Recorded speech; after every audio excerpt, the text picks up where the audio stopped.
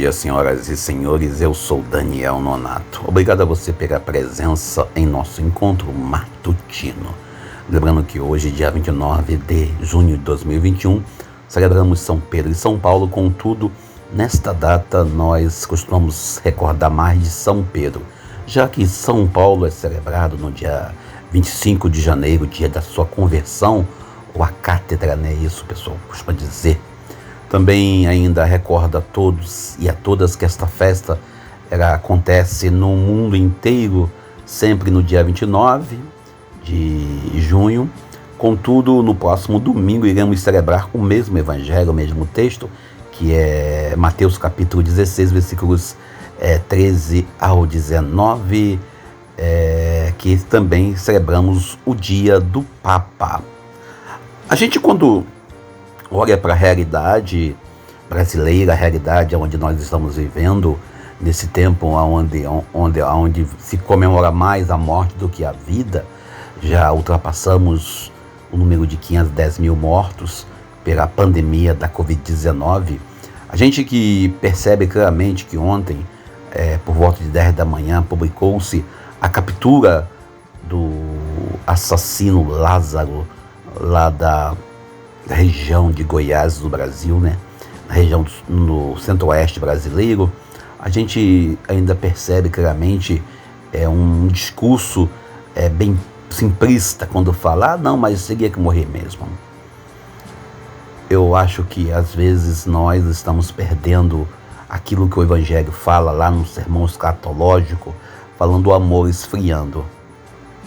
Uma das perguntas que eu me fiz e me faço, não estou aqui defendendo ninguém, mas da onde o assassino Lázaro conseguiu arrumar R$4.500, pois é isso que fala a nota da polícia, que o cidadão no meio do mato, sem caixa eletrônico, ele conseguiu ter R$4.500 no bolso. Fiquemos por aí, não vamos entrar nesse mérito e vamos recordar também o uso, né, da mídia para supervalorizar a ação desse cidadão que cometeu uma série de crimes, mas também foi vitimado pelas suas escolhas. Fiquemos por aí. Eu não quero hora nenhuma nenhum bolsominion ou seguidor do presidente embusteiro dizendo que eu estou defendendo marginal ou bandido nesta hora. Recordo a todos e a todas que vivemos um tempo onde somos polarizados, somos colocados à margem. Ontem, na nossa fala matutina, eu falei sobre a opção, né, a questão da opção sexual, a diversidade sexual LGBTQIA+. E alguém já me mandou recado dizendo que agora eu também estou defendendo isso que não tem nada a ver para lacrar. Não é isso. Eu falo claramente que nós, cidadãos, cristãos, que de verdade opinamos pelo Evangelho, fizemos opção pelo Evangelho, devemos caminhar nesta proposta do amor de Jesus de Nazaré, respeitando a diferença, concordando ou não do projeto que Jesus de Nazaré trouxe para nós. Jesus nunca excluiu ninguém. Contudo, vamos nós recordando ainda que ontem o presidente da República do Brasil, o senhor Jair Messias Bolsonaro, fez a seguinte declaração: eu não tenho como controlar o ministério. Lembrando que um tempo atrás, vamos ver o vídeo aí que eu vou colocar para vocês, ele falava que ele que mandava no ministério. Já mandei cancelar, se ele assinou, já mandei cancelar, por exemplo, sou eu, não abro mão da minha autoridade, não abro mão da minha autoridade, não abro mão da minha autoridade. São 22 ministérios, então eu não tenho como saber o que acontece nos ministérios.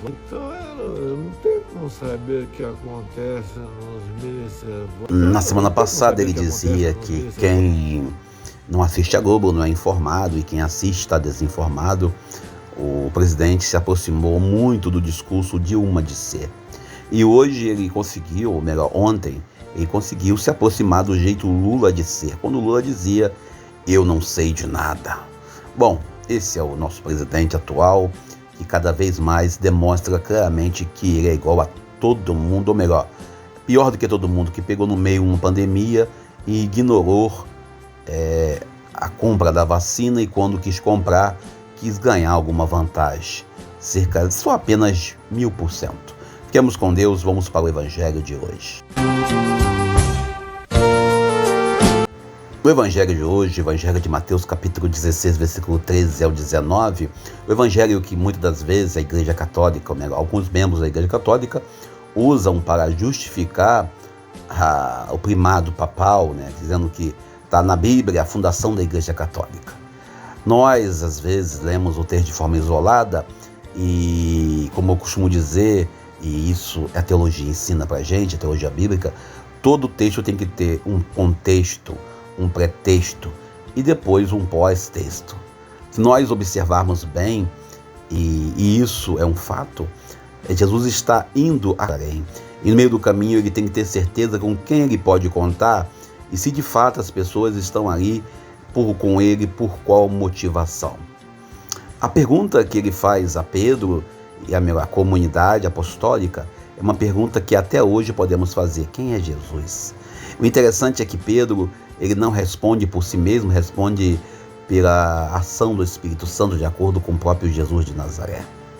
Mas a gente observa claramente, quando se fala em igreja nesse século, nesse período em que temos aí a fundação, a criação de igrejas, todo dia surge uma igreja, uma comunidade que invoca para si o cristianismo mais puro, é um único texto bíblico, que é Evangelho, que aparece a palavra igreja.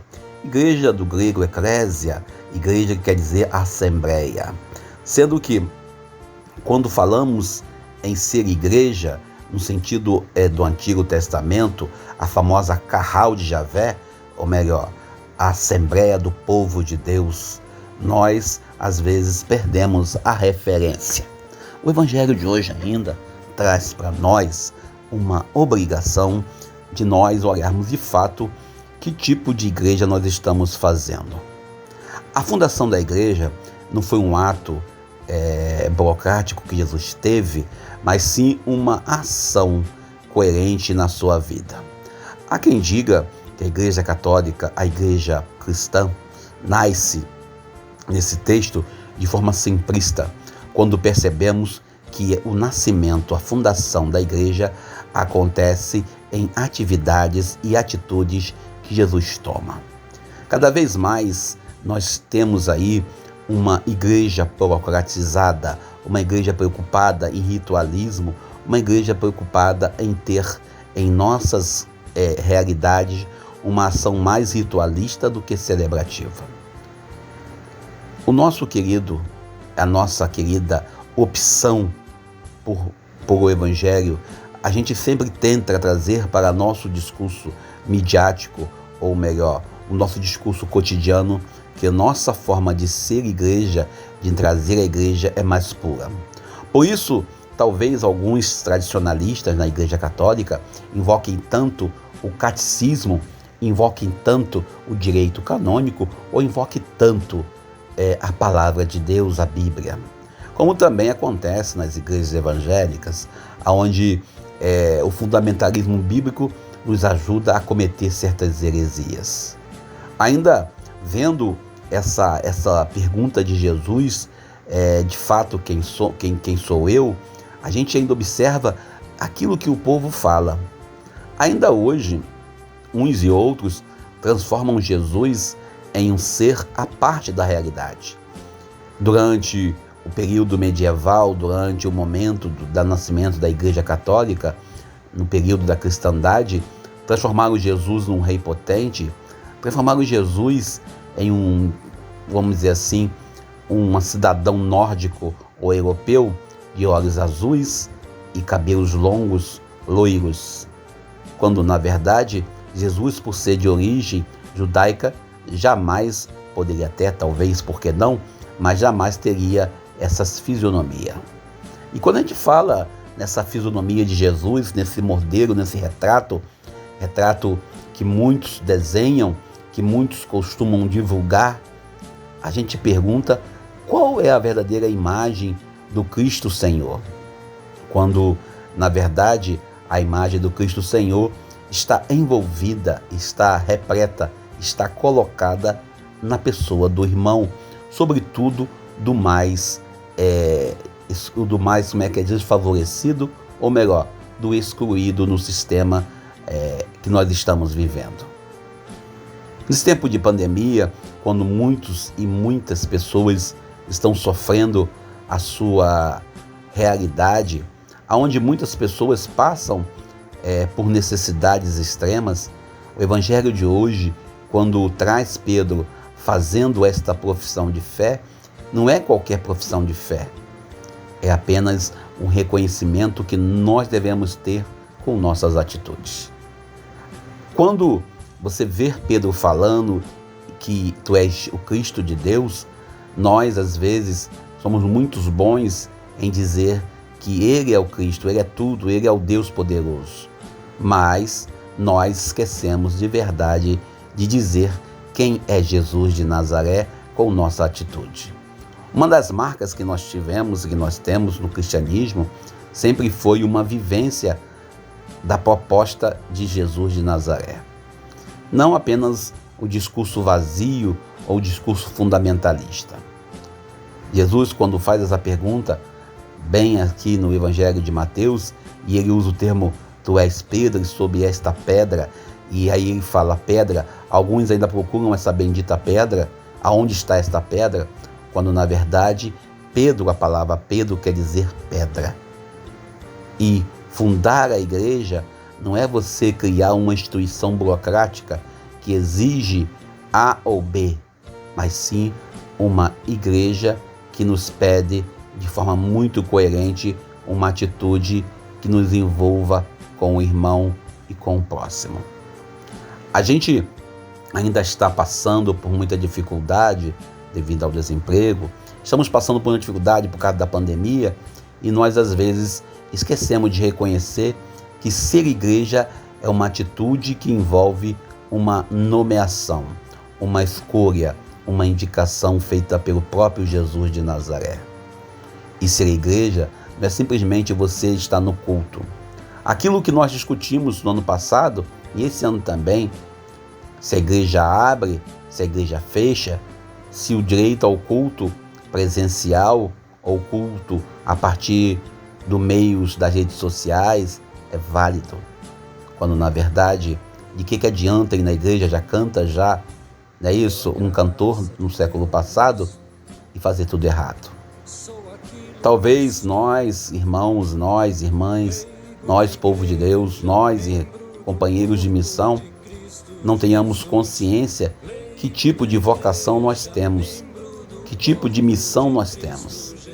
Quando, na verdade, a nossa missão é transparecer o Cristo.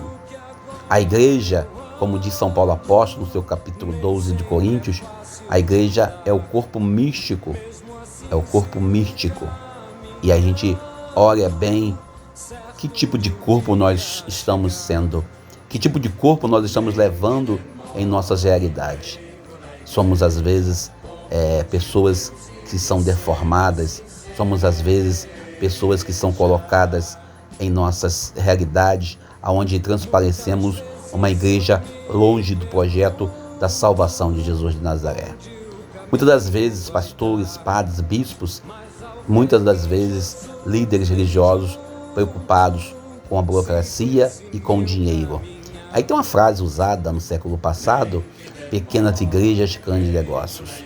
Quando, na verdade, a igreja não pode ser uma instituição apenas para gerar aglomeração de pessoas, mas sim projetar e anunciar o reino de Deus. Bem, fiquemos por aqui, que São Pedro rogue por nós, que São Paulo rogue por nós, que possamos ser igreja católica, não apenas para ser. E quando falo em ser católico, eu falo em ser cristão. Afinal de contas, como diria o pastor Xavier, um amigo lá da época do Exército, ele dizia, também sou católico, porque a minha fé está em todos os lugares, que é o cristianismo. Lembrando que estamos numa pandemia, passamos de 510 mil mortos há muito tempo, vamos nos cuidar, vamos cuidar uns dos outros, não deixe de usar máscara, não deixe de colocar o álcool em gel, lembrando a todos, se puder, fique em casa. E se você tiver algum emprego, algum trabalho, por favor, eu aceito a indicação, eu preciso trabalhar, Infelizmente, fui demitido da instituição onde eu servia. Infelizmente, estou passando por dificuldades e já está começando a parte financeira a abalar. Mas se você puder me ajudar, me indicando um emprego, eu não sou exigente com trabalho. Com a graça de Deus, eu sou disposto a trabalhar fazendo quase tudo, né? Qualquer coisa não, quase tudo. E agradeço a vocês pelo carinho, pela presença e as orações. Obrigado a você, médico, enfermeiro, pela sua atitude, pelo seu trabalho. Que possamos celebrar a vida. Viva São Pedro, viva São Paulo. Eu sou Daniel Nonato. Bom dia. Sou eu, sou cidade que não se esconde. Eu sou o povo de Deus. Nem que demore, leigo na igreja, povo de Deus, se disser assim seja.